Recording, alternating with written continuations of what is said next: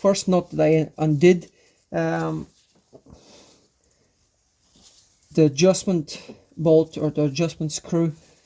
I'm gonna show you now exactly what I mean. So I'm not actually gonna touch it, just so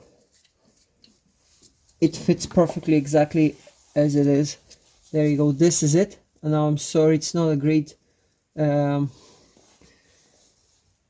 example here because it's covered in oil and grease, but this is where it is. So I'm gonna actually measure it with a ruler. I'll measure the distance from here to here. I hope you can see this. So yeah, when I put it back, it's gonna be perfectly adjusted in place.